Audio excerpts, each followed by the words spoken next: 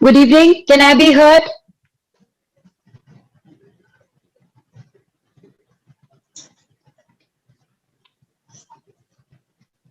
Okay. So today we are going to do about the economic empowerment of women, and you're going to come to know about certain interesting facts which are the hallmark of women participation in India's workforce.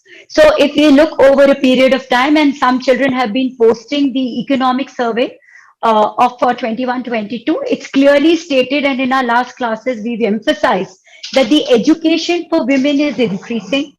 At the same time, the economic growth of our country is running above 7% since 2011-12. And right up till 2017, this has been a hallmark of our country that the economic growth has been rising above 7%. And at the same time, the female mortality rates have come down. All these are precursors, all these are statements of facts which should encourage the participation of women in India's workforce. Unfortunately, this is not the truth.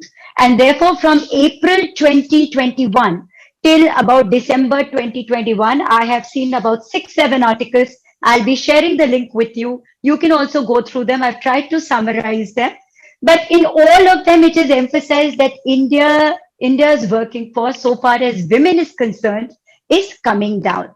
And reasons are alarming. So first and foremost, we should start with the premise that the economic empowerment is a key to gender justice. And this is how you're going to write your answer for economic empowerment.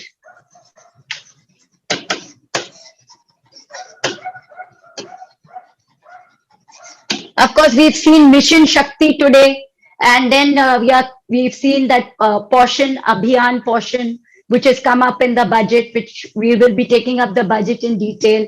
But for us, Mission Shakti becomes very, very important.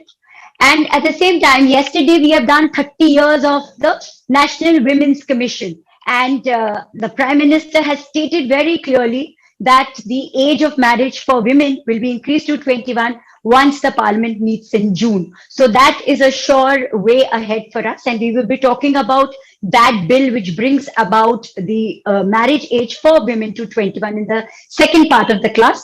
Another point which the Prime Minister made out was that the Mudra Yojana for women and the Jandhan Yojana is doing very well, and that it should be emphasized. And then he said that 30 years for the National Women Commission, we should keep on doing something more. And while this National Commission for Women is going on, there has been a rape against a woman by 3 men for whom she had reported at a police station that they were indulging in illicit liquor business, and she has been garlanded with slippers by women themselves.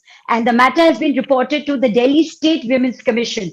And this is happening in the wake of the 30th National Women's Commission, something which you should keep in mind when you're writing your answers, because you should always put both sides on the paper whenever you are writing. So this is just one of the episodes. Of course, there's another case of rape and conversion, which is going up in the Madras High Court, a fact which I will reiterate. It is not going to come to you in the paper like, what has happened or what is conversion, because those are controversial issues. What is going to be asked to you is that what are the articles of the Constitution which govern right to religion, right to freedom to propagate, to follow whatever you want to do. So those articles, and therefore it is very important that your fundamental rights, do them as many times as you can, do them as many times with the bare act as you like. Each and every part of your FR should be learnt by heart, because FR is what will give you the direct answers, and the DR, which is your directive principles of state policy, is what is going to help you in writing your answers well. Because directive principles of state policy are all those enshrined constitutional principles which we are supposed to achieve. तो वो हमारा it is our goal. तो goals को हर समय याद रखना चाहिए. उनसे आंसर में आप बेहतर तरीके से लिख सकते हैं. आपकी लैंग्वेज उससे इंप्रूव होती है. They give you body. They give a body to your answers. So these two parts of the Constitution, please have them at your tip, because they help you in answering any socio-legal, and I repeat, any socio-legal and of course political answers which become a part of your paper 1 or paper 2, even your essay paper. Coming back to the participation of women in India's labor force, we stand at a dismal 20.8%. This is the participation of what is called as the FLFPR. और आप पूरे chapter के दौरान जो मैं आपको topic बताऊंगी उसमें आपको ये बार बार शब्द आएगा, FLFPR। और इसका फुल फॉर्म क्या है? इसका फुल फॉर्म है female labour force participation rate.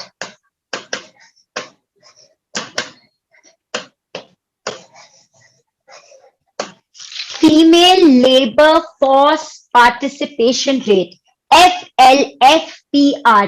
आप कभी भी इकोनॉमिक एम्पावरमेंट ऑफ वुमेन के बारे में बात करेंगे, किसी भी स्कीम के बारे में बात करेंगे, जब आप ये लिखेंगे FLFPR, आपके आंसर में आपको नंबर ज्यादा मिलेंगे। Now what is this FLFPR? It is the statistics of the World Bank and it talks about women who are already employed but also those who are seeking jobs. So it talks about me and you. आप job सीख कर रहे हो और मैं already employed हूं, तो हम दोनों ही FLFPR का हिस्सा हैं। So there are two things which are important here, which need to be emphasized. FLFPR includes all those women who above the age of 15 are seeking work and are already employed. So it includes two. आप नौकरी चाहते हैं और आप नौकरी को ढूंढ रहे हैं, और ये भी इंक्लूड करते हैं जो लोग ऑलरेडी एम्प्लॉयड हैं। और हम लोग में से कितने लोग नौकरी में हैं और कितने लोग नौकरी ढूंढ रहे हैं, वो सिर्फ कितने हैं? 20.8%। मतलब आप समझ लीजिए कि 21%। अगर 21% ही सिर्फ नौकरी ढूंढ रहे हैं और नौकरी में हैं, तो इसका क्या मतलब हुआ कि 79% of women in India do not even seek to work. Now this is a paradox. This is dismal. It is in fact disgusting, come to think of it. But there are realities which we need to face. So 79% of us do not seek work. हम काम ही नहीं करना चाहते। ऐसा तो नहीं कि हम काम नहीं करना चाहते, पर हमें कोई काम करने भी नहीं देता। कई लोग काम नहीं करना चाहते और कई लोग कई जगह काम उनको लेडीज को करने भी नहीं दिया जाता। But this is the situation for India, where 21% of us are either seeking jobs or are already working, but 79% of us are silent so far as the workforce is concerned. We are never seeking employment. Now, if we look at the developed countries, those with high income group, the rate of participation for women there is about, for the high income group, it is about 53%. For the European Union, it is 51%. For Pakistan, and I never forget this country, for Pakistan, it is 22%. For Afghanistan, also it is 22%. For India, it is 21%. Below us, only the Saudi Arabian countries come, where there is an Islamic law being propagated. Of course, in Pakistan too, it is a theocratic country where a religious law is governing the land. But other than India, the countries below it are only the Saudi Arabian countries. In fact, the low income, and I want to put it immediately after the high income group, the low income group countries have as high a female participation as 56%. India and her neighbors, Sri Lanka, Nepal, Bangladesh, Indonesia, all of them have a 40 plus participation for females in the workforce. The world average stands at 47%, which means that India's women are not even half of the workforce of what the world is claiming today. So what is this economic growth in which women are not participants, and what is the reason for that? Let us go into it one by one. The first point which I stated very early at the beginning of the lecture was that economic empowerment is the key to gender justice. To gender justice is the key to gender justice. Okay, that's point number one. Point number two is that the FLFPR has, for India, for our country, has fallen from 30.27% when in 1990 to 20.8%, or what 21% I was telling you, in 2019, and these statistics are World Bank. These are World Bank statistics. Okay? Now, what is worse is that India has been on the highest economic growth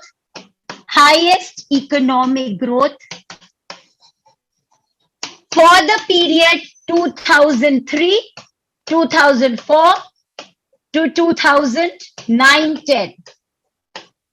अगर आप भारत की growth rate निकालेंगे, GDP की growth rate निकालेंगे, तो भारत में सबसे ज्यादा विकास 2003-4 से लेके 2010 तक का हुआ है, और इस समय फीमेल पार्टिसिपेशन बहुत ही ज्यादा कम था. इसका क्या मीनिंग हुआ? That the growth in GDP or the economic growth of the country is nowhere making women as participants or as engines or partners of growth. So this means that women have not been partners of growth in India. Women are not partners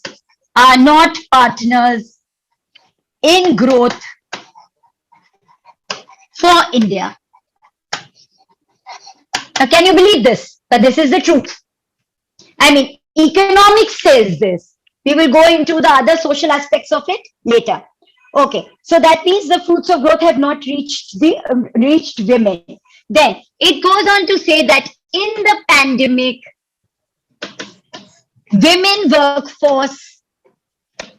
workforce was adversely affected.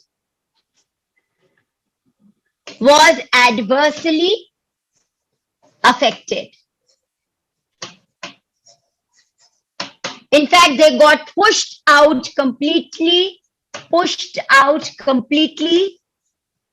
from the informal sector. Pushed out completely from the informal sector.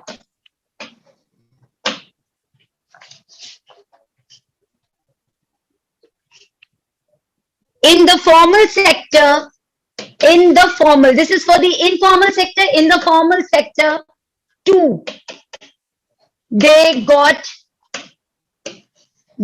pushed out by 20%. Pushed out by 20%.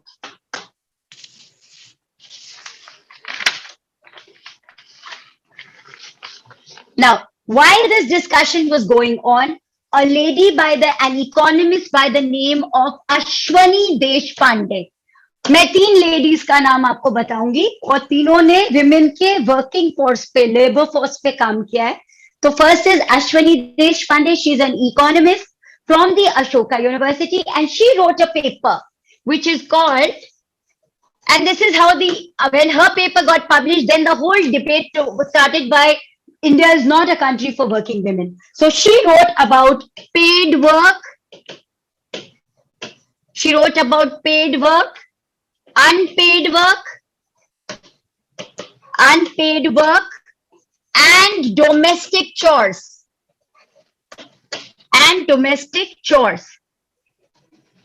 ये सारी बातें आदमियों के बारे में नहीं कही जाती, but for women it is so, because women are working at various dimensions. So they are working in the house. If they are working outside also, they are getting a salary for it. They are working there. So their work is kind of silent. So Ashwani Deshpande has written this paper called Paid Work, Unpaid Work, and Domestic Chores, मतलब घर के काम, where she claims that in South Asia, women are relegated to 2 clear-cut compartments. मतलब औरतें दो जगह काम करती हुई पाई जाती हैं, एक वो जो घर के बाहर जाती हैं और सैलरी अर्न करती हैं, जिनको इकोनॉमिक टर्म्स में आप लेबर फोर्स में इंक्लूड करते हैं. So that is women in South Asia are clearly demarcated into two groups. One group which works outside the home, gets a salary of it, gets counted in the labor force.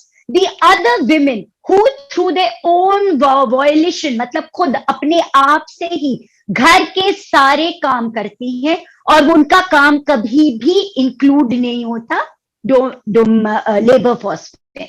So according to Ashwini Deshpande, in South Asia, there are two categories of women. One who move out of the house, get paid a salary, get counted in the labor force. The other who stay back home, do the whole household chores, whether it's also including working in the agriculture field, whether it's including bringing up children, whether it includes sitting in the shop sometimes जब आदमी घर पे नहीं रहता.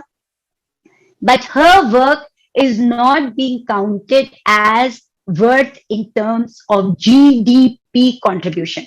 So her work is treated as zilch, no contribution. She is considered then in the domestic role as an unproductive section of society. Ashwini Deshpande claims that this unproductiveness which is put on or which is given to women in South Asia, particularly in countries like India, is not the correct way to understand how women in India work.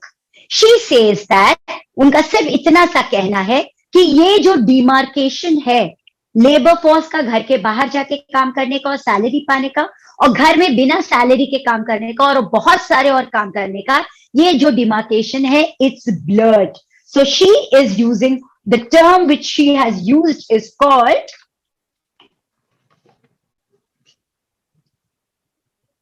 the standard boundaries.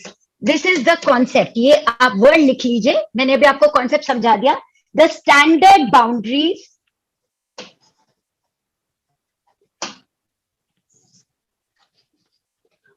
of the system. The standard boundaries of the system of national accounts. Of the system of national accounts. For the purpose of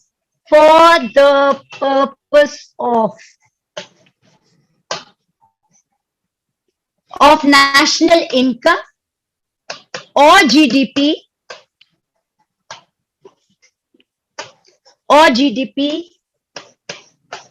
is a gray zone. Ashwini Deshpande के हिसाब से औरतें ऐसा घर में भी रह के बहुत सारा काम करती है जो कंट्रीब्यूट करता है नेशनल अकाउंटिंग सिस्टम में to the national income and to the GDP, but ये अकाउंट होता नहीं और इसलिए इसको हम एक ग्रे जोन एरिया मानेंगे. She further goes on to say that as a result of this, as a result of the focus on labor force participation, as a result of focus on labor force participation, labor force participation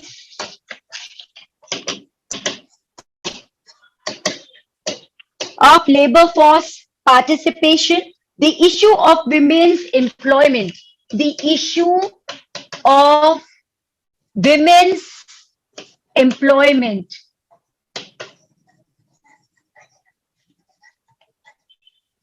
becomes a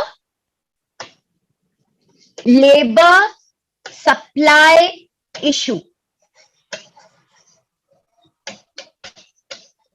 Labor supply issue. So she says that if you're only going to account for those women who come out of their home to earn a salary, the whole perspective of women's work is being taken up as a labor issue.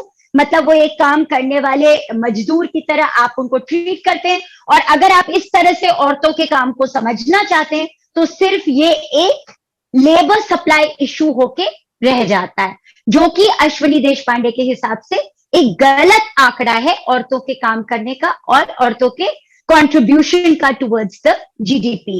Then further she goes on to say कि हम बार बार ये कहते हैं, the economist says that we always say कि अपने पास कुछ social norms है, जैसे एक पेट्रियार्कल सोसाइटी है जिसमें जेंडर डिस्पैरिटी है, हम उसको गलत मानते हैं. हम कहते हैं कि बहुत high rate, like there are a number of articles which have argued that it is the violence against women which is the cause of low participation of women in the workforce.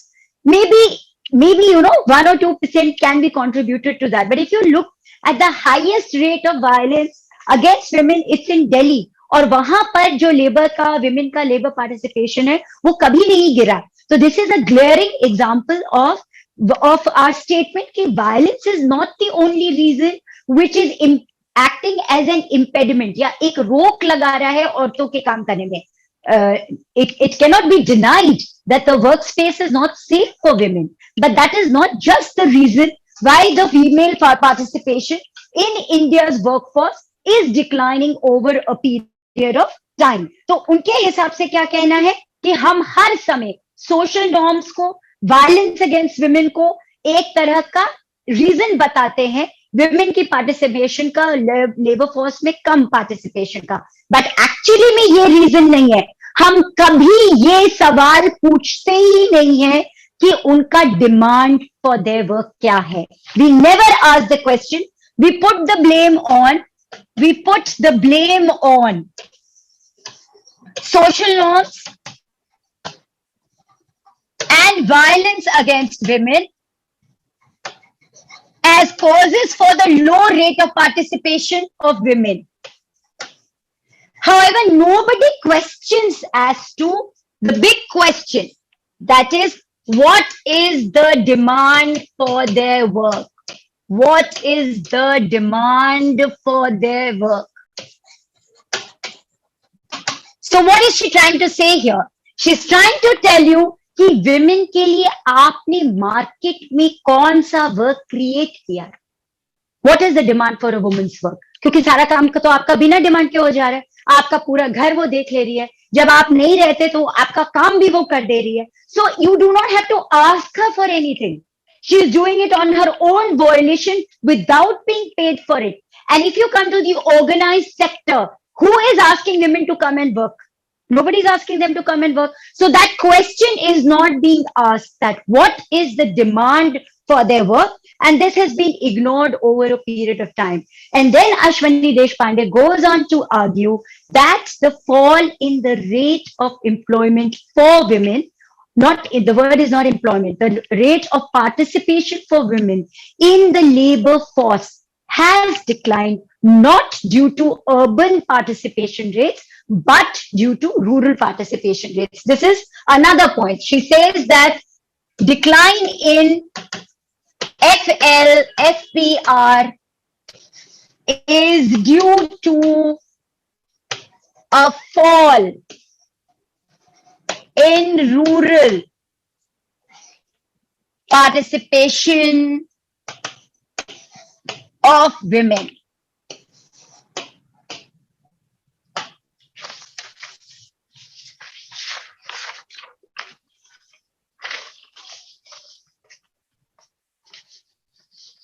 So she goes on to say that,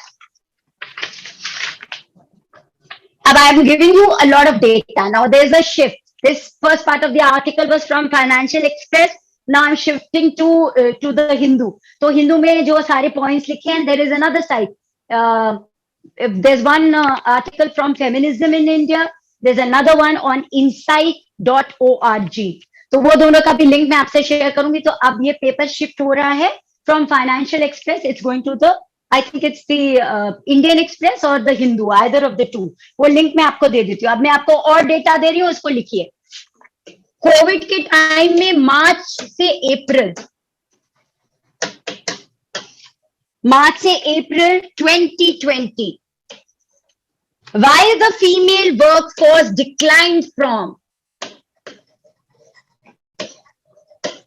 declined by 26.6%, the men versus men का कितना decline हुआ? 13.4%. This I'm talking of the formal sector. Okay, दिसंबर 2020 तक, जबकि Covid का प्रभाव थोड़ा कम हो गया, women were still 14% lower in participation as compared to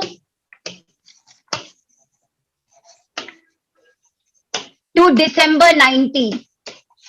For men, this figure stood at 1%, meaning the same disease, the same pandemic has differential effects on men and women. Reason being, it is said that the man has to go out and earn for the woman, whereas for a woman, it is stated that her place is in the home. उसको घर में रहना चाहिए, बच्चे देखना चाहिए, जो और डिपेंडेंट्स है उनको देखना चाहिए, और उसी के साथ साथ अगर कुछ थोड़ा बहुत और काम है जिससे वो इनकम जनरेट कर सकती है घर में बैठे बैठे, तो बेटर है. So if you are going to make her sit at home, her contribution is not going to be taken as a part of the GDP or as part of the economic income. So that is the dilemma, or that is what is the problem with countries like India. But at the same time, still the female participation rate is low. So pandemic में जहां पे कि औरतों का employment 26.6% decline हुआ, वहां आदमियों का 13.4% डिक्लाइन हुआ.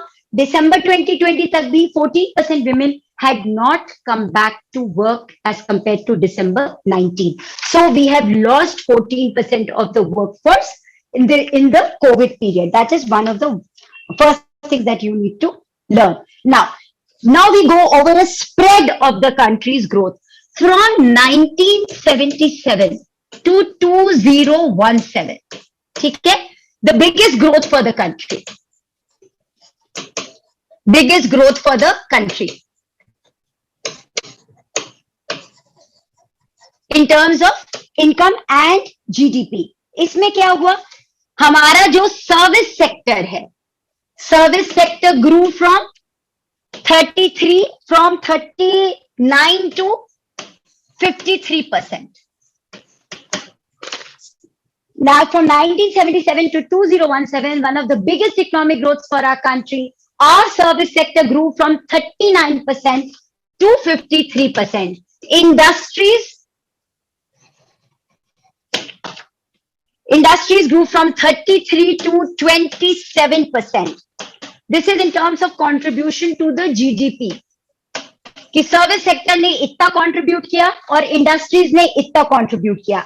अब इस समय 80.6% से 53.2% डिक्लाइन हुआ मेन का in rural agriculture. What we are trying to highlight here is, as the GDP of the country has grown, the men have declined in employment rates in rural agriculture from 80.6% to reach 53.2%, suggesting that some percentage of men, or a very high percentage of men, moved from rural agriculture to service sector and to the industries. Now for women, what has happened is that from 88.1%, women were more employed in rural agriculture than men. From 88.1%, only 71.7% women continued to work in agriculture.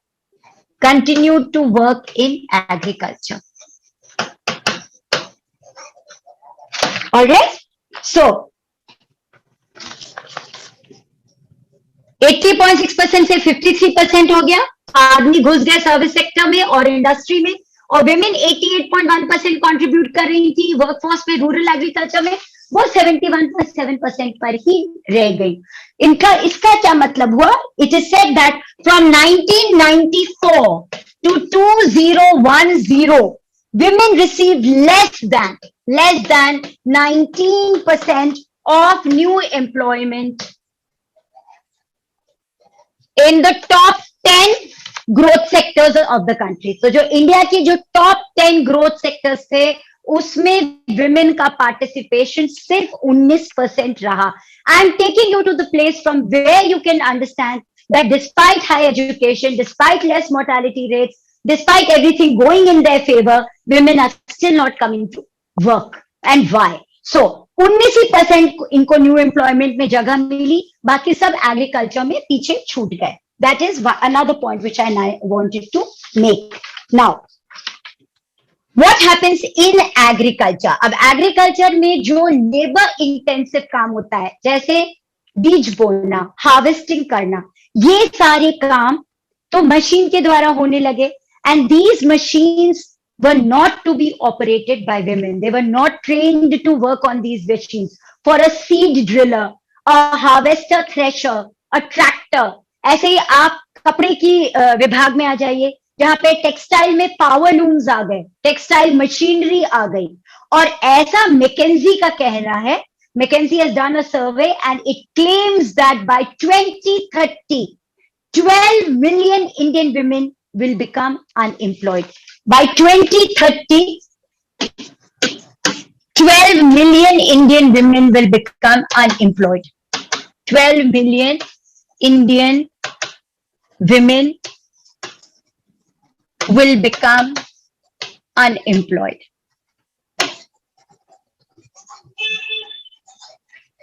So what has happened is that normally for India in the 90s and in the 80s, 90s, what has happened is that the rural participation for women remained at around 34%. The urban participation, this is rural, the urban participation started from 15% and went up to 20%. Whereas the rural participation declined from 34% to about 21.8%. So combined together, this came to about 21%. That is how India's women participation rate in the labor force is standing at 21%. Reason being there is a decline in employment in the rural areas. तो अश्विनी देशपांडे का कहना है कि यहाँ पर जितना भी काम औरतें करती थी, जैसे बीज बोना, हार्वेस्टिंग करना, विनोइंग करना, उनके लिए अब मशीनीकरण हो गया, ट्रैक्टर का यूज आ गया और ये सारे काम औरतों को नहीं सिखाए गए. तो उनको मैकेनाइजेशन में किसी भी प्रकार से पार्टनर नहीं बनाया गया. They were denied participation in mechanization and automation. In mechanization and automation.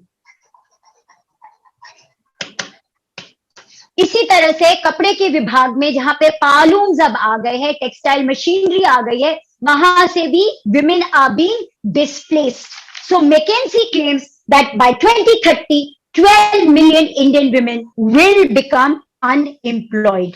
Now when we talk about, then there's another factor which compounds this issue.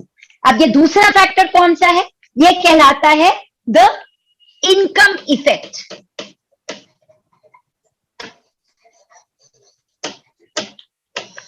So reasons for less of women's participation in the labor force.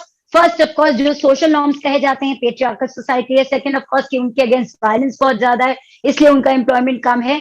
But सबसे पहली बात, what is their demand for their work? ये economist कहता है, ये सवाल कभी कोई पूछता नहीं. और जब हम कहते हैं कि फीमेल का पार्टिसिपेशन कम हुआ है, then Ashwini claims that the participation decline is in rural areas. तो जो women का participation कम हुआ है, वो rural area की वजह से हुआ है. और urban areas में women have always been at a low rate of employment. तो वो लो रेट ही अभी तक मेंटेन हुआ, उसमें कुछ ज्यादा इजाफा या कमी नहीं हुई है. अब औरतें क्यों एग्रीकल्चर में से डिस्प्लेस हो गई? वो इस वजह से डिस्प्लेस हुई कि जब हमारे यहाँ इकोनॉमिक प्रॉस्पेरिटी आई या आधुनिकीकरण आया, तो women became only were able to take 19% employment in the growing 10 sectors of the country. One was that. Two, in agriculture itself, there were mechanizations with threshing machines, seed drilling machines, tractors, and women were never made part of the mechanization process. ऐसे ही textile industry में पालूम्स आ गए, इस वजह से वहां पर औरतों का पार्टिसिपेशन बहुत ज्यादा रिड्यूस हो गया. अब हम एक दूसरी प्रॉब्लम पे आते हैं, which is called the income effect. So it is a mindset for countries like India, where it is said that women work only to supplement the income of the house. मतलब अगर आप गरीब हैं तभी आप अपनी वाइफ को या अपनी डॉटर को बाहर काम करने भेजेंगे, अदरवाइज आप उनसे काम नहीं कराएंगे. Now this kind of a mindset is not only that of rural areas, it's a very much urban phenomena. In fact, in India, if you are less educated, if you are an upper caste woman, if you are an educated woman, these three women take least employment. This is a finding. Women who are educated, those who are educated and who are high caste,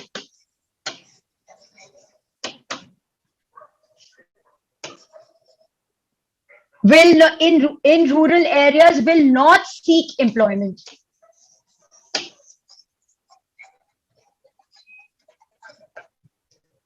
You're educated, you're high caste, you will not seek employment. तो income effect क्या है कि आप हर समय कहते हैं कि आपको एक सेकंड इनकम चाहिए to supplement your resources, but जैसे ही देश जो है प्रोग्रेस करता है और आदमियों की तनख्वाह बढ़ जाती है, तुरंत ये कहा जाता है कि अब आपको और नौकरी करने की जरूरत नहीं है.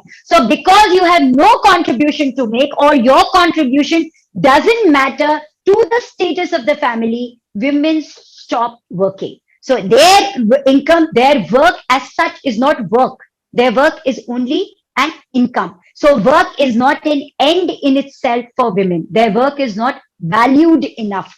Even women themselves do not treat their work as an end in itself. And this is the reason, and this is the paradox why when India reached its highest level of prosperity from 2003 to 2011 or 2010, at that point of time, India's female participation in workforce reduced by 9%.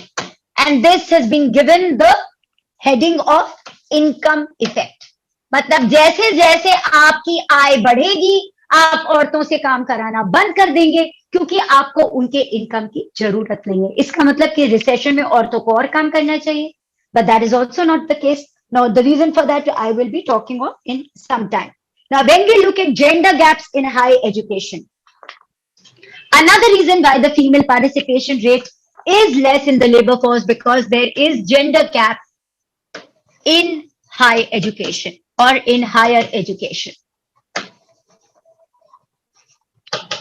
अब ये gender gap कैसे हो गया है? Technical level of enrollment in 1890. Technical level of enrollment for women in 1819 was 2%. मतलब technical courses सिर्फ 2% औरतें कर रही हैं. अब अगर आप इस समय देखें तो क्लाउड कंप्यूटिंग में, दिस इज वन वर्क और new service sector which is coming up, cloud computing, engineering and data versus artificial intelligence. Data versus artificial intelligence, and this is all data from 2020. ये data के हिसाब से 17% women are into cloud computing, engineering में 20% है और 24% data and artificial intelligence में. ये कौन से वो जो 2% हमारे पास टर्शरी सेक्टर में और हाई वोकेशनल ट्रेनिंग ले रहे हैं. So women's participation in other new upcoming employment sector is extremely low, and therefore their contribution for some time is going to remain like that. Now, why does it happen that women do not get the opportunity to work? Because if you look in terms of work hours, अब ये दूसरा reason लिखिए, women के जो घर के काम होते हैं, हाउस वर्क, विमेन का कंट्रीब्यूशन 5 hours per day का है और आदमियों का कितना है? मेन का. How much do men contribute to housework? We should ask Viren sir. Okay, 30 minutes. For housework, women have to contribute 5 hours per day for which they get never paid, and men have contribute only 30 minutes for unpaid work. So is it fair? And after these 5 hours of work also, women are expected to work, so this becomes a bit of a challenge for them. अब अगर आप आगे जाकर देखिए तो ऐसे हमारे देश के माहौल है कि 54% औरतें सिर्फ 54% women can go to a nearby market, can go to the nearby market, go to the nearby market for purchase alone, or they are allowed to go to the market alone. ये सिर्फ 54% women ऐसी हैं जो कि ये काम कर सकती हैं, बाकी other women are not allowed to move out of their space. So this is the state of affairs for India, and then the paper goes on to say कि हमें क्या करना चाहिए. पर उसके पहले there are two other women whom you need to mention in your article. The first important one is Claudine Golden. Claudine Golden क्या कहती है? Claudine Golden. She is CLAUDIN and Golden GOLDIN 1994. इनकी एक hypothesis है about women in patriarchal societies जिसको हम एक U-shaped curve कहते हैं. She says that women initially work only to supplement the income. तो आप जब औरतों को सिर्फ इसलिए काम कराते हैं क्योंकि उनकी एक सेकंड इनकम है, तो जैसे ही प्रॉस्पेरिटी आती है वैसे ही विमेन का एम्प्लॉयमेंट गिरने लगता है. अब ये जो स्टेटस है ये वो है जहां पे कि एजुकेशन औरतों की बढ़ रही है. So when the education increases there is a rising trend for employment of women. Why? Because this education has a spin-off effect where women tend to be valued for the work per se that they are doing. They are considered to be a contributing member of the society. And this education leads to a shift in the patriarchal setup of society. So they say that with in time, पहला ये U shape का सारी Asian countries में होता है पर भारत देश के लिए ज्यादा है. और क्लॉडिन गोल्डन का कहना है कि ये यू शेप का बहुत अच्छे से एक्सप्लेन करता है विमेन का पार्टिसिपेशन रेट इंडिया में. पहले पार्टिसिपेशन रेट गिरता है, जैसे जैसे इनकम देश की बढ़ती है विमेन का पार्टिसिपेशन रेट गिरता है.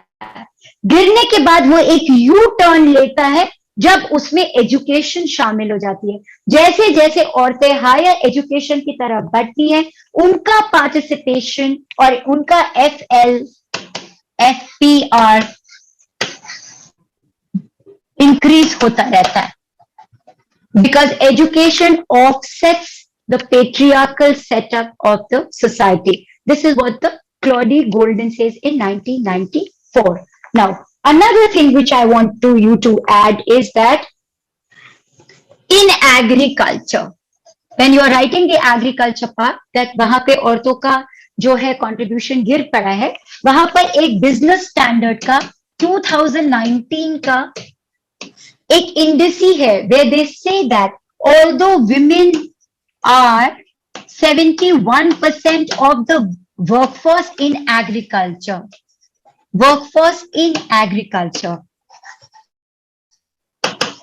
their holdings is only 12.9% of them have land holdings in their name. I repeat, 71% of labor force participation, but only 12.9% of land holding in their name. Which means what? It means that they are the poorest of poor. They can be pushed out from the workforce anytime anyone desires. अभी आगे चल के मैं आपको वो भी figure देती हूँ कि औरतों को कितना पैसा मिलता है अपने काम के लिए. But first, let's see that why should women work in the first place? What are the benefits of women's economic empowerment? और इस condition के बारे में there is a book which has been written by a lady called Linda Scott, and she is the last one. Linda Scott. Linda Scott ने कौन सी किताब लिखी है? इसका नाम है the double X. The double X she must have written because of the XX genes that we have. So she writes about the double X economy. She writes about the double X economy. और इस book के last chapter में where she has written the path to redemption, she writes in the last chapter, which is the path to redemption. Path to redemption में she writes that if women are married off in adolescence or early marriage takes place where women are not working, then it leads to child mortality. It also leads to mother mortality. It leads to poor health for the mother. There are high death rates in those cases. And of course, a woman can become a widow and then become entirely dependent on the government for security purposes. So there's a mother who's poor, there are children who are poor, and the whole vicious cycle of poverty gets generated. On the other hand, if women are made to work and become equal partners, the benefits which are going to accrue to the society by female participation is that women's economic empowerment is the best available weapon for the reduction of poverty. So women economic empowerment is the panacea या ये सबसे best तरीका है poverty को reduce करने के लिए. For poverty reduction, that's the first thing that she says. Then she says that gender equality reduces violence of all kinds. So instead of making Mission Shakti or trying to putting external factors to empower women, we should work on internal indices. That is, I always say the question is not of equality. The question is of equity. Give women equal opportunity for participation in education. Make it possible for them to get educated and high levels of education. वो primary education के enrolment की बात यहाँ नहीं हो रही है. जब आप उनको वहां पर सब्सटैंशियल एजुकेशन प्रोवाइड करेंगे, फिर आप उनको इक्वल वेज देंगे, फिर आप उनको हर सेक्टर में एम्प्लॉय करेंगे. When you bring in that equity, equal work, equal pay, equal participation in the workforce, then you can bring about a change. Mission Shakti will not do much for women. In fact, any kind of self-help group is also not so much capable of bringing or engineering a social change as much as equity is. और equity लाने की responsibility हम सब की है. So it is said that instead of social equality, we should work towards social equity. तो ये कहते हैं कि अगर आप जेंडर इक्वालिटी लाते हैं, अपने आप वायलेंस रिड्यूस हो जाता है. With gender equality there is a reduction of violence against women. तो एक तो अगर आपने उसको एम्पावर किया, विमेन को इकोनॉमिक एम्पावरमेंट हुआ, तो सबसे पहले क्या हुआ? Poverty gets knocked out of the country. आप एक प्रॉस्परस देश बन जाते हैं. दूसरा क्या होता है? There is a reduction of violence against women.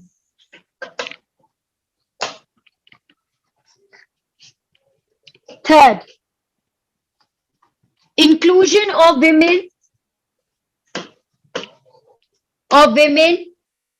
in institutional and governmental setups has visible changes.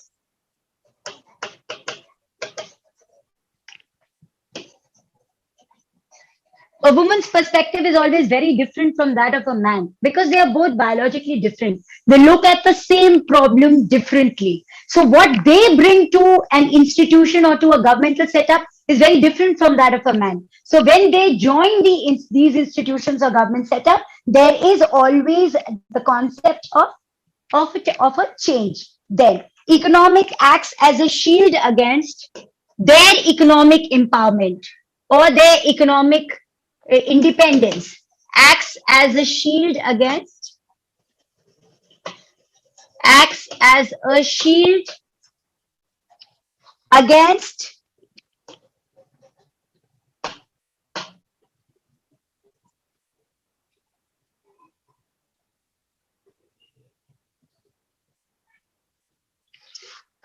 trafficking,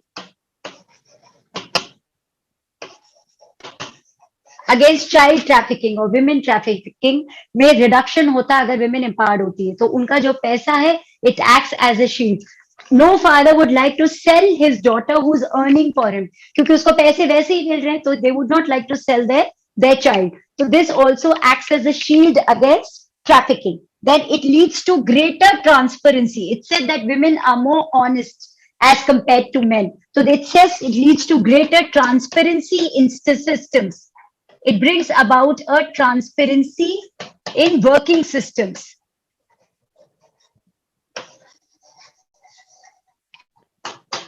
It leads to greater inclusion.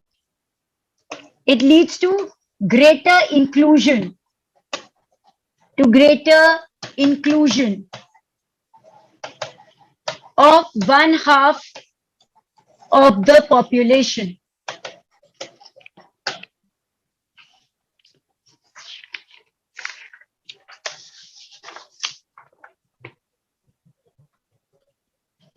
What are the ways in which, we can increase their participation? First is 2017 का maternity leave benefit, ये act को modify किया गया और इसमें maternity leave बढ़ा दी गई 3 months से 6 months तक. This is paid maternity leave. In fact, Prime Minister Modi has mentioned this when he's talking in the National Women's Commission कि हमने औरतों के बेहतरीन के लिए मेटर्निटी लीव को बढ़ाया है और पेड मेटर्निटी लीव हम दे रहे हैं. तो एक सबसे पहली बात ये हुई है. फिर अगर हम इनके इकोनॉमिक एम्पावरमेंट की तरफ वर्क करेंगे तो हम अपने आप जेंडर इक्वालिटी, पॉवर्टी और सब चीज रिड्यूस कर देंगे. But we should have some sponsorship programme for women. There should be flexi time working for them. This will help them to come out of their shells and be able to contribute. Then very important is training. They need important training in areas of work where they are lacking. Without the training, they cannot grow. That needs to be done at the earliest. Then finally we say that economic growth should take place in what is called a gender balanced way. Economic growth should take place in a gender balanced way. Means both sides should be able to equalize in contribution towards the national income. And when can this happen? This can happen when the couples share housework. When couples share housework,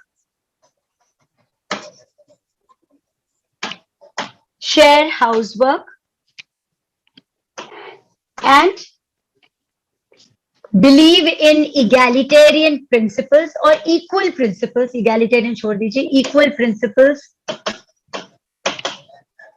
of work. So not only women, men should also contribute towards housework. And who all are the important participants in this? Of course, there's the government, there are women also, the media, and the corporate houses who can, under corporate social responsibility, help us to bring about this social engineering that we are talking about. Not only equality, we want equity for women, but for the roles to change. These are some of the things which are required. So the media should not only portray as women, like for example, there are certain terms which are also against women. If a man is indulging in an extramarital affair, हम उसको क्या बोलते हैं? उसको बोलते हैं वो flamboyant है. अगर एक यही लेडी किसी एक्स्ट्रामैरिटल अफेयर में चली जाती है तो हम उसको क्या बोलते हैं? She is a slut. तो आप वोकैबुलरी भी देखिए, वोकैबुलरी के एडजेक्टिव्स में बायस है. So we should change the way we speak so that we can change the way we treat women. When does that happen? It happens when the media projects a man looking after a child at home. It also not only talks about maternity benefit, it talks about paternity benefits also. So equal work for equal pay should be actually like that. It shouldn't be that there is a skewed curve for women who are giving 5 hours at home vis-a-vis men who give only 30 minutes. This we bring to an end for economic empowerment.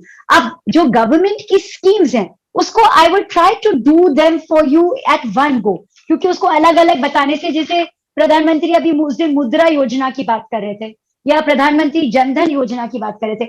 If you want we can do that, although schemes, although NITI Aayog की site पे आपको सब schemes मिल जाएंगी. But if you still feel that you need that, we can always do.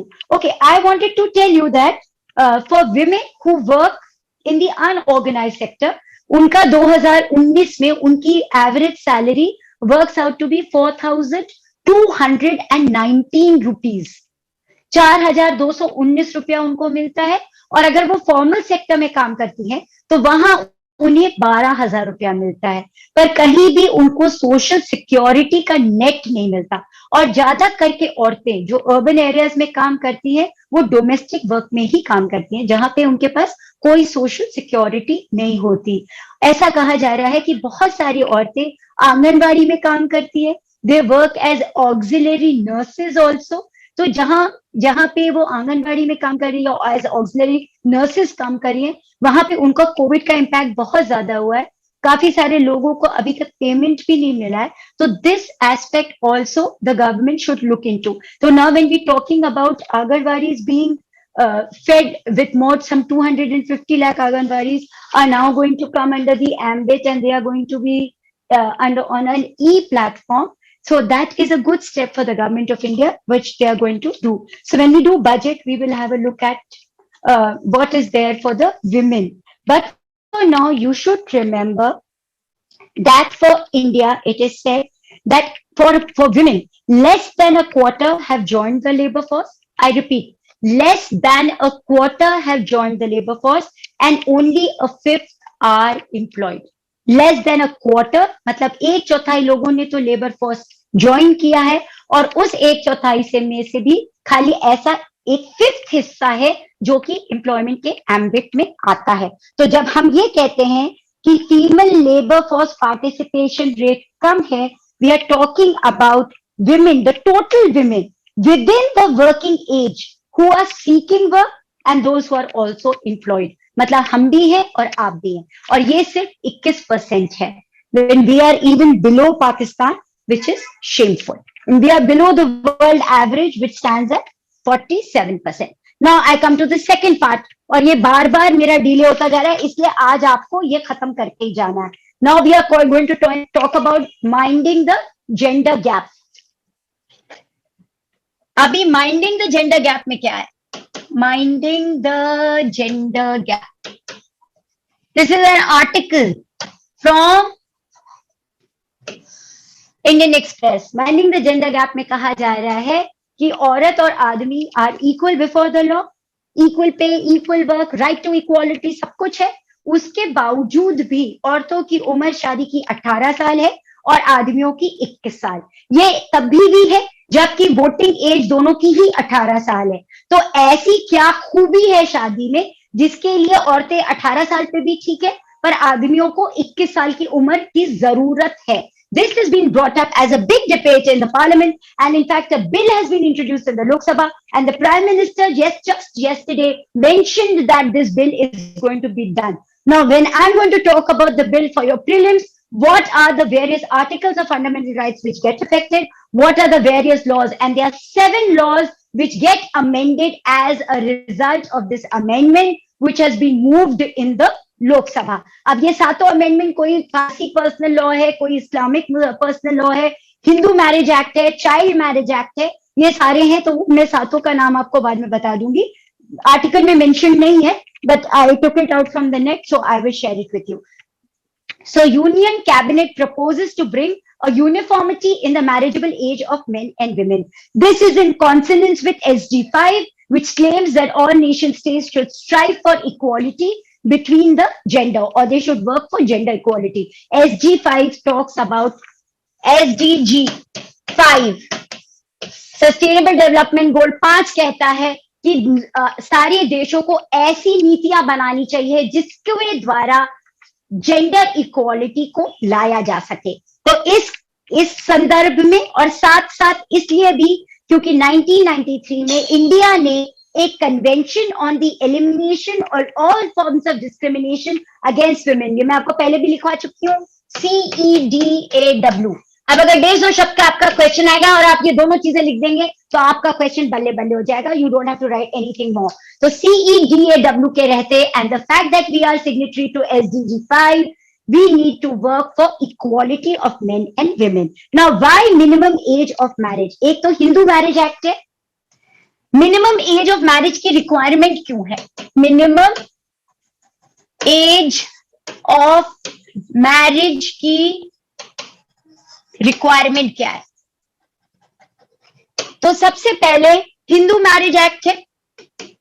Hindu marriage act के according, और Hindu marriage act आपका है 1955 का. हिंदू मैरिज एक्ट के अकॉर्डिंग औरतों की शादी 18 साल की उम्र में होनी चाहिए और आदमियों की 21 साल में. अब जो इस्लाम का लॉ है वो क्या कहता है? इस्लाम का लॉ ये कहता है कि जैसे ही लड़की ने प्यूबर्टी अटेन कर ली या उसकी मेंस्ट्रुअल साइकिल स्टार्ट हो गई या वो बच्चा पैदा करने के लिए लायक हो गई, चाहे वो 8 साल की हो चाहे वो 18 साल की हो, आप उसकी शादी कर सकते हैं. So according to the Islamic law, marriage of a minor who has attained puberty is okay. So a girl who attains puberty is of marriageable age. Then again in 2006, they came what is called the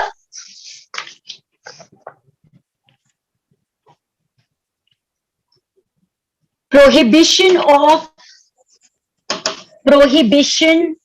of child marriage act. और इसके हिसाब से भी minimum age of marriage for women should be 18. अब जो CEDAW है, CEDAW जिसके बारे में मैंने आपको बताया है, जिसका फुल फॉर्म है convention for elimination of all forms of discrimination against women. इसके आर्टिकल 16 में लिखा है कि child marriage should be band, और इंडिया इसकी सिग्नेटरी है. Child marriage should be band. मैं आपको बैकग्राउंड दे रही हूं जिसके तहत ये 18 साल की उम्र पहले आई है और अब इसको 21 बढ़ाने की प्रयास किया जा रहा है. इसी के साथ साथ 1998 में इंडिया ने ह्यूमन राइट्स कन्वेंशन को साइन किया, और ह्यूमन राइट्स के कन्वेंशन के according we should work for equality of all, that means both men and women. तो हमने अपने जो ह्यूमन राइट्स कमीशन को बनाया उसके हिसाब से भी हमने कहा कि we should have a minimum age of marriage for men and women. अब मिनिमम एज से फायदे क्या होते हैं? अगर मिनिमम एज ऑफ मैरिज 18 है तो इससे फायदे क्या होते हैं? इससे सबसे पहले क्या होता है कि इट आउटलॉज, मतलब according to the law it outlaws child marriage and prevents abuse of minors, and prevents abuse of minors. Minors के अब्यूज को ये खत्म करता है, क्योंकि ये चाइल्ड मैरिज को एक आउटलॉ बताता है, गलत बताता है. इसलिए minimum age of marriage is very very important. Then it leads to child marriages lead to what? Child marriages lead to early pregnancy, malnutrition, and violence against women. This violence can take any form. It can be physical, it can be emotional, it can be mental also. So when you have a child marriage, you are resulting in an early pregnancy. You are also leading to malnutrition of both the mother and the child, and you are leading to violence against that poor kid who's now become a mother. And this violence can be emotional, it can be physical, it can be psychological. So if you have a minimum age of marriage, this part is cut off. Then early pregnancy leads to child mortality or infant mortality rates, high child mortality, and affects health of mother. ये सारे arguments हैं कि हमें एक minimum age of marriage चाहिए ही क्यों, because of these reasons. Then if we increase the legal age of marriage for women, if we increase the legal age of marriage for women, तो क्या फायदे होंगे? Women empowerment gets a flip. Women empowerment gets a flip. Gets a flip मतलब क्या होता है? Gets an impetus. उसको एक मूवमेंट मिलता है. Women empowerment को एक मूवमेंट मिलता है, एक पॉजिटिव मूवमेंट मिलता है. With equality in marriage age. अगर हम इस 21 साल दोनों के लिए कर देंगे तो ये इक्वालिटी जो है ये विमेन के एम्पावरमेंट में हेल्प करेगी. फिर it will lead to higher enrolment in education, enrolment of women in education.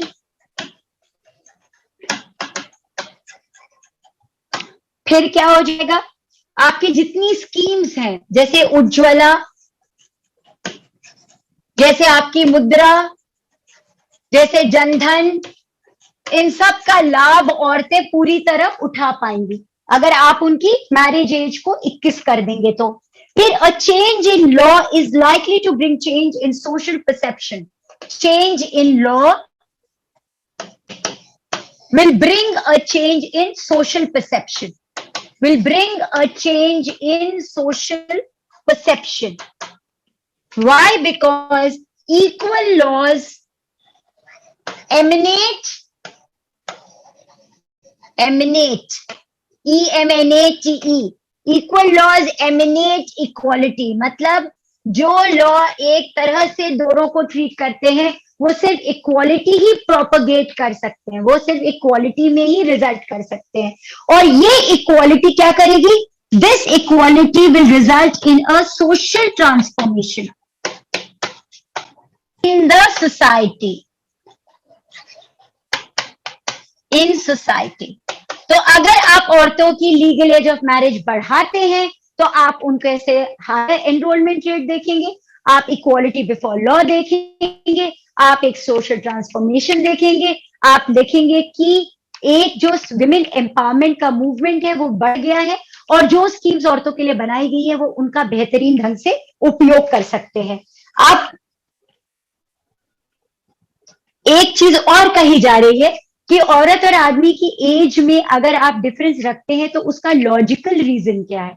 There seems no logic where when you become a responsible citizen of the country at the age of 18 and you are able to vote, what does it then stop you from marrying? I mean, is marriage an institution which is much above in thinking, but it's also a social contract. आप as a citizen भी एक contract में अपनी country के साथ enter करते हैं जब आप एक responsibly democracy में अपना वोट डालते हैं. उसी प्रकार से आप शादी में भी एक कॉन्ट्रैक्ट में ही एंटर कर रहे हैं. तो जो काम आप एक रिस्पॉन्सिबल सिटीजन की तरह कर सकते हैं वही काम आप शादी में भी कर सकते हैं. तो अगर आदमियों की उम्र 21 साल है तो औरतों की भी लॉजिकली उम्र 21 साल होनी चाहिए.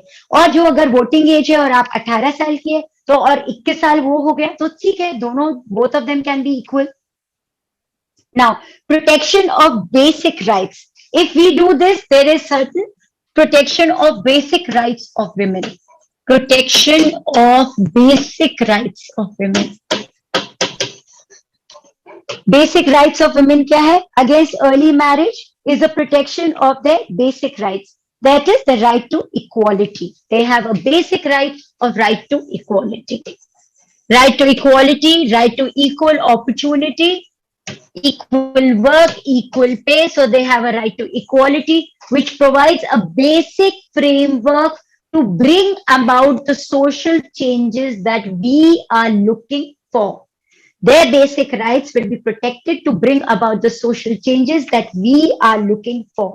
अब arguments इसके against क्या है कि अगर आप legal age of marriage बढ़ा देंगे तो इसके against क्या क्या कहा जा रहा है? एक पहली बात सबसे पहले ये कही जा रही है कि अगर increase in age will not result in increase in age will not stop people from marrying early, will not stop early marriages for women.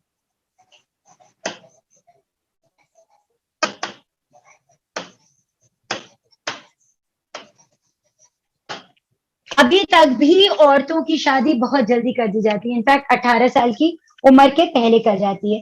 और जब तक कि वो फाइनेंशियली डिपेंडेंट है, financially dependent women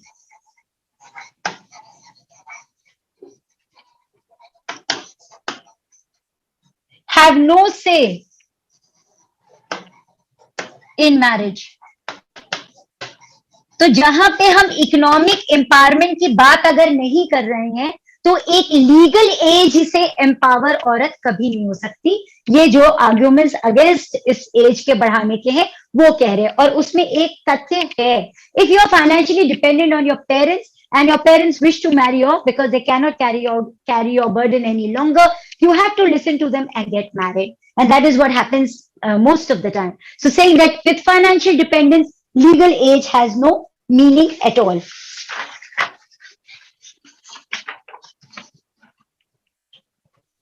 Moreover, if there is no maternal care for the women, if there are no schemes for maternal care of the women, young women will be exposed to,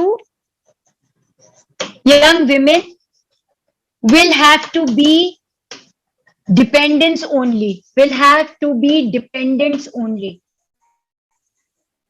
तो अगर वो economically independent नहीं है, तो फिर वो अपने parents पे या तो रिलाई करेंगी और फिर शादी के बाद अपने हस्बैंड पे रिलाई करेंगी। और ऐसा कोई मैटरनल केयर सिस्टम भी नहीं है जहां पे वो रेजिस्ट कर सके कि नहीं हम अभी शादी नहीं करेंगे।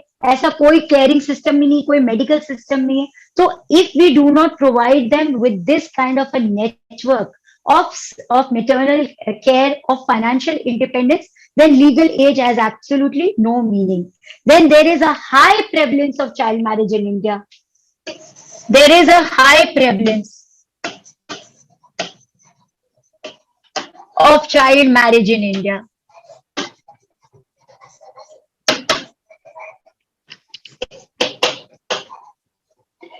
Till about 2005, till about 2005, half of all women in the age group 20 to 24 had been married before the age of 18. 2005 में, तभी 2006 में चाइल्ड मैरिज का एक्ट वापस से लाया गया कि prohibition of child marriage act 2006 आया, क्योंकि 2005 में ये पता चला कि 20 से 24 साल की औरतें जो थी उनकी हाफ ऑफ देम, मतलब 50% of the women in this age group had already got married before the age of 18। तो अगर 18 साल के पहले ही शादी हो चुकी है तो 21 साल का तो कोई मीनिंग ही नहीं हुआ। Anyways, they will be married by the time they turn 21. And this is another argument. By the time they turn 21, 60% of them will be married off.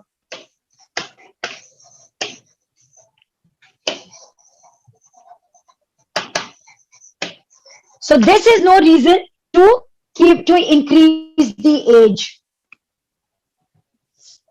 And where is it written that by increasing the age of marriage, marriages will not take place early? After all, इतनी child marriages अभी तक हो चुकी हैं, but the complaint against those people who are violating the Child Marriage Act are not to be found in the records of the police stations. There are no complaints against child marriage. If you remember, when we talked about Visakha, Bhavri Devi had been, what was Bhavri Devi doing? She was resisting a child marriage in a Gujjar community. That is what we had talked of in 1997. So child marriages are rampant, particularly in certain communities, but overall in India, 60% of women are married before the age of 21. So making it legal also is not going to make much of a difference. ऐसा सबका कहना है. However, for ensuring equality, तभी भी इस act के होने से फायदे क्या हैं, और यही आपसे सवाल में पूछा जाएगा कि इसके फायदे क्या होंगे. तो सबसे पहले इसमें we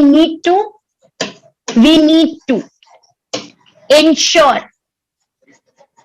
objective equality. अब ऑब्जेक्टिव इक्वालिटी क्या है? अगर आदमियों की उम्र 21 साल है तो औरतों की भी 21 साल होना चाहिए. दूसरा, no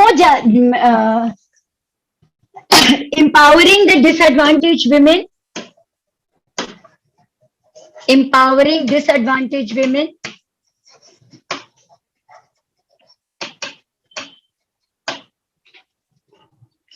will help to strengthen the fundamental structure of society. Structure of society in favor of women. In favor of women.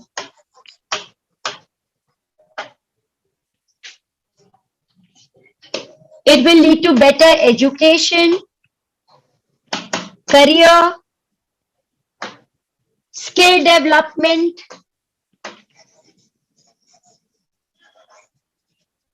job placement,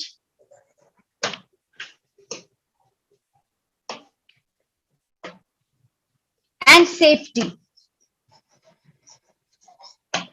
अगर औरतों की शादी नहीं की गई और हम ऐसे सोशल स्ट्रक्चर्स डिसाइफर करें या ऐसे सोशल स्ट्रक्चर्स बनाएं जहां औरतें ज्यादा पढ़ाई कर सकें, स्किल लेबर बन सकें, उनको प्लेसमेंट और जॉब अपॉर्चुनिटी दी जाए, उनको पब्लिक ट्रांसपोर्ट में एक तरह की सेफ्टी दी जाए, उनके हेल्थ केयर सिस्टम की केयर की जाए, तो विमेन का पार्टिसिपेशन हर तरीके से भारत देश में बढ़ेगा। और इससे क्या होगा? इससे एक बिहेवियरल चेंज भी आएगा। Where will the behavioral change be? It has been said that sometimes parents use this age of marriage only when a girl wants to marry outside what the parents want. So if a girl goes against the wishes of the parents will go and complain to the police that this girl has not attained the age of 18 and she has run away from home. That is the attitude of the parents. पर अगर हम औरतों की late as की शादी करें और इस प्रकार की सुविधा उनको प्रोवाइड करें, तो एक बिहेवियरल चेंज पेरेंट्स में भी आएगा, जहां वो वुमेन को रिस्पेक्ट करेंगे या अपनी डॉटर्स को रिस्पेक्ट करेंगे कि उनको ज्यादा पढ़ाएं और अच्छी जॉब में लगाएं, और उससे लेबर पार्टिसिपेशन हमारी कंट्री का इंप्रूव होगा। और वो जो यू कर्व है, that you curve will now take a turn for rising up. That is the crux of the issue here. I really fail to understand why Marriage Act has to be debated so much in our country. I mean, after all, marriage is only marriage. उसमें कोई बहुत बड़ी चीज तो है नहीं. But still, okay. So now we are left with National Commission for Women. We are left in part for rape, if we want to do, and some violence issues against women. I will now go back and start doing, you can shut off the recording now.